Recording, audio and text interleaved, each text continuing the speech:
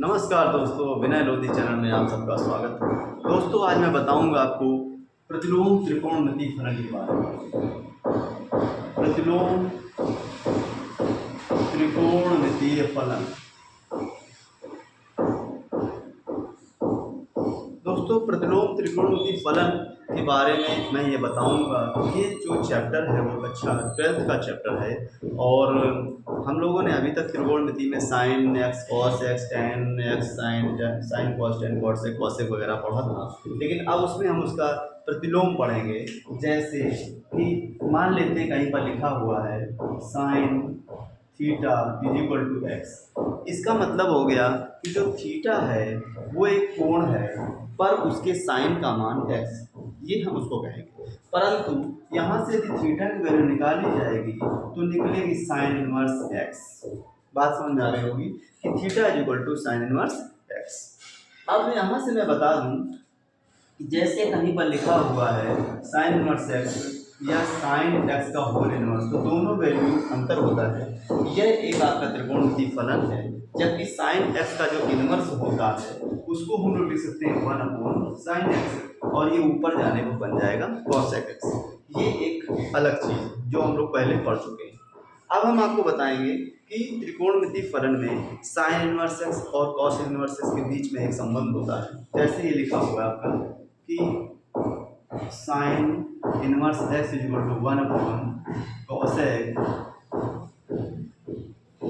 Inverse 1/x। ये formula होता है, ये आपको याद होना चाहिए। यहाँ पर ये कैसे सिद्ध होगा ये भी समझ लें। जैसे मान लेते लिखा हुआ है, हमने मान लिया now let sine inverse x is equal to theta, तो यहाँ से एक्स इज इक्वल टू निकलेगा साइन थीटा। यहाँ से x की वैल्यू साइन थीटा निकलेगी। इसको यदि हम 1/x करेंगे तो ये भी 1/x हो जाएगा और ये बनेगा cosec थीटा। इस cosec को इधर लाएंगे तो थीटा की वैल्यू हो जाएगी cosec इनवर्स 1/x हो जाएगी। अगर थीटा cosec इनवर्स हो जाता है तो चूंकि थीटा हमने किसको माना था, साइन इनवर्स x को, तो हम यहाँ लिख देंगे sine inverse x is equal to cosec inverse 1/x। इससे ये सिद्ध होता है कि साइन इनवर्स x का जो मान है वो cosec इनवर्स 1/x के बराबर होता है। इसी प्रकार tan इनवर्स x का मान हो जाएगा वो cot इनवर्स 1/x हो जाएगा। sec इनवर्स x जो हो जाएगा वो cos इनवर्स 1/x हो जाएगा।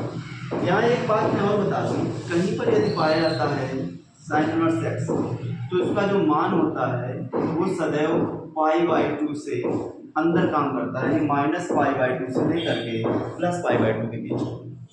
लेकिन इसको आपको याद रखना पड़ेगा, इन चीज़ों को समझना पड़ेगा, किसी वैल्यू किसी बीच में काम करती है। इसी प्रकार यदि हम cos इनवर्स x की बात करते हैं तो वो हमेशा 0 और पाई के बीच में काम करता है, 0 और पाई के बीच में, ठीक है।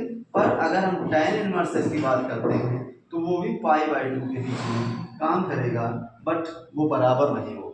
यानी कि ये हमें 3 मान याद रखने हैं, ये कुछ सूत्र याद रखने हैं जिनके द्वारा हम सवालों को हल करेंगे। दोस्तों, मैं इस वीडियो को इसके आगे चैप्टर फिर लेके आऊँगा। तब तक के लिए इस चैनल को सब्सक्राइब करें, लाइक करें, बेल आइकन को दबा दें। मिलेंगे दोस्तों नेक्स्ट वीडियो में, तब तक के लिए नमस्कार दोस्तों।